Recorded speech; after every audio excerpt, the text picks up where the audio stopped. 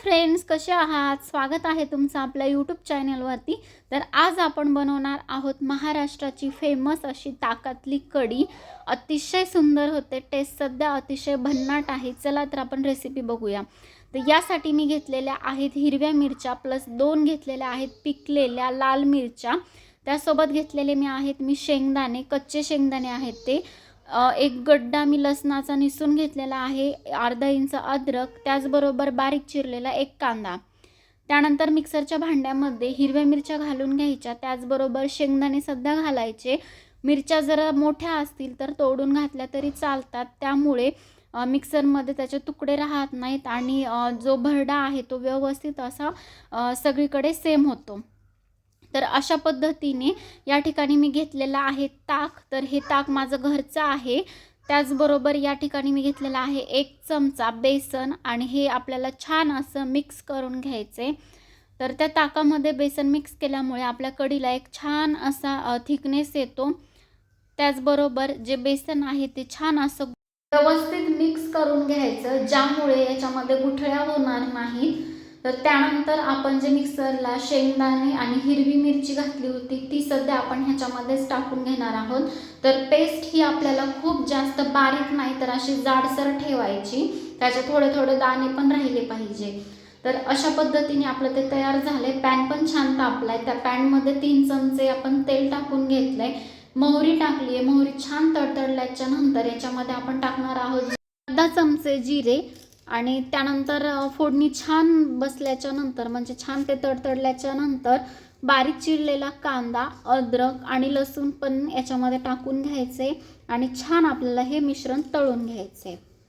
तर तुम्ही बघू शकता फ्रेंड्स, गोल्डन कलर आलेला आहे। आता आपण टाकणार आहोत अतिशय कमी, म्हणजे एकदम जर तुम्हाला खूप जास्त पिवळा कलर पाहिजे असेल तर तुम्ही हळदचं प्रमाण जास्त टाकू शकता।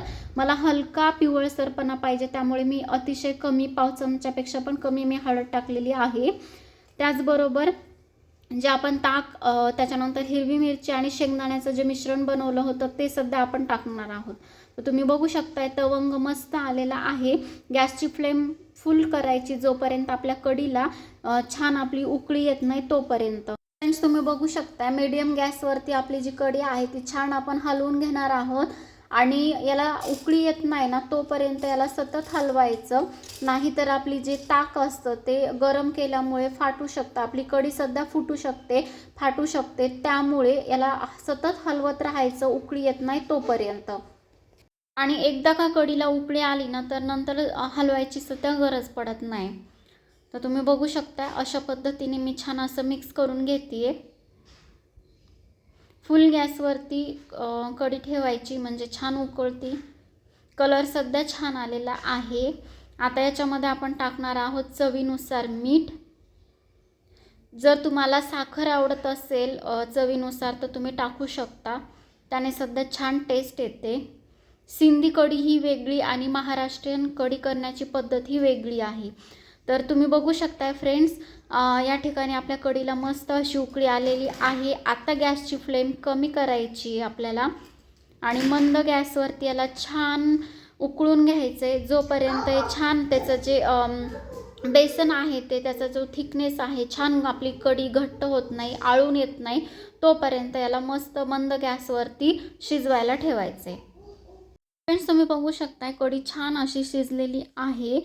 आता मस्त त्याला थिकनेस पण आलेला आहे, तर तुम्ही बघू शकताय आणि कलर सध्या मस्त असा चेंज झालेला आहे। तुम्हाला जर आजचा व्हिडिओ आवडला असेल तर नक्की लाईक करा, शेअर करा, कमेंट्स करा। Thank you for watching.